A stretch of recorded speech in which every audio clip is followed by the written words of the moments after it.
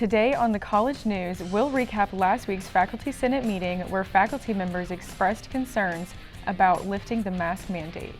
Plus, the men's basketball team punched the first ticket to the NCAA tournament. We've got the latest in sports. And the wait is over. Dairy Queen has reopened. I'm Jillian Smith. And I'm Katie Stribling. And this is the College News.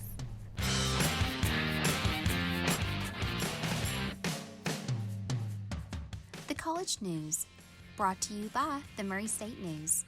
Faculty members voiced their concerns to campus administrators at the March Faculty Senate meeting. Both President Bob Jackson and Provost Tim Todd attended the March 1st meeting to answer questions from the senators. Questions were posed regarding the university's budget and how the lifting of the mask mandate was handled. Students, they looked, they had their phones out and they checked those texts, they went to their email, and in the middle of classes, they were whipping their masks off. And so I get that, this was this moment of freedom for them, and they were so happy, but instructors were freaking out. The Senate also discussed upcoming state legislation that may affect the university, such as bills concerning critical race theory, mask policies, and university funding. The next Faculty Senate meeting is set for April 5th. Due to December's record-breaking tornado, Murray State's winter graduation was canceled. While this left many students incredibly upset and a bit lost, a solution has been found.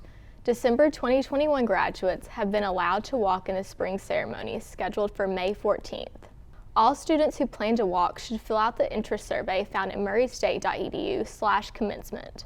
Further details will be available later this month. To celebrate 100 years since Murray State's university's founding, President Bob Jackson wrote a book detailing the unique history of Murray State. Murray State President Bob Jackson wrote a book titled The Finest Place We Know with co-authors Dr. Jeff McLaughlin and Sarah Marie Owens to look back on the remarkable history of Murray State. Murray State President Dr. Bob Jackson says the title of the book comes from Murray State's alma mater song, written by a former dean. It comes from our alma mater. So when you sing our alma mater, the finest place we know, and that was written in 1932 by Dean A.B. Austin. The book contains hundreds of never-before-seen photos from the 1920s to now. Jackson says the book covers a lot of history about the institution.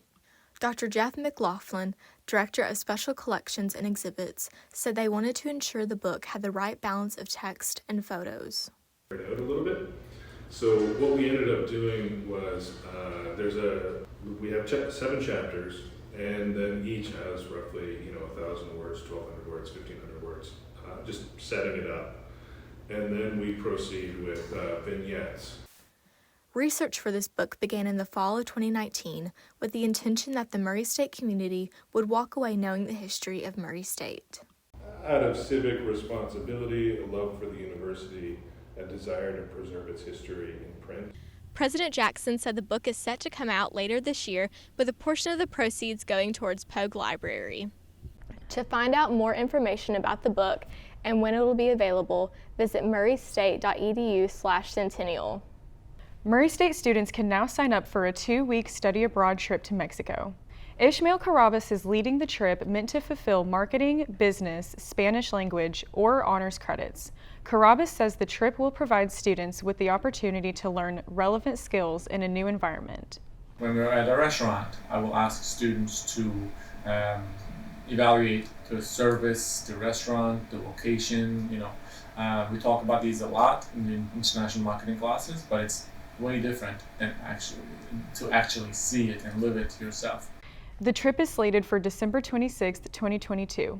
Interested students can email Carrabas via icarrabas@murraystate.edu for more information. Are you interested in seeing what Murray State art students have created this semester? The OMAS show will give you a broad display of artwork.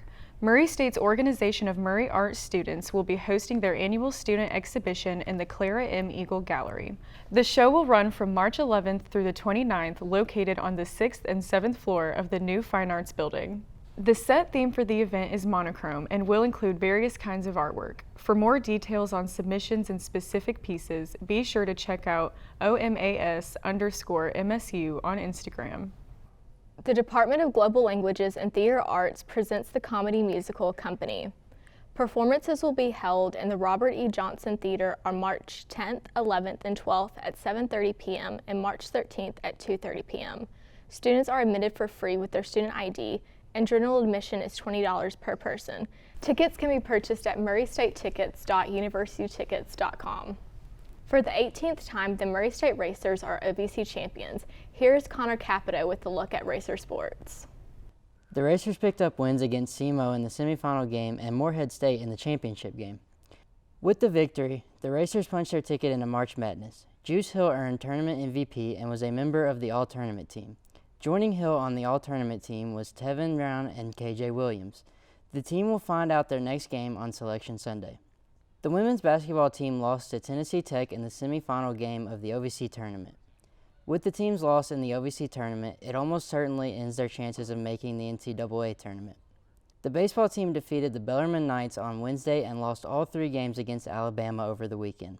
The team will be at home this weekend to take on Illinois State in a 3-game series.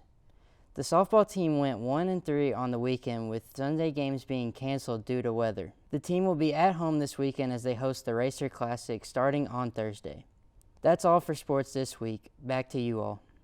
Thanks, Connor. Murray residents celebrated a delicious tradition last week when Dairy Queen opened. I know I did. It may be cold outside this week, but I'll take one of these anytime I can.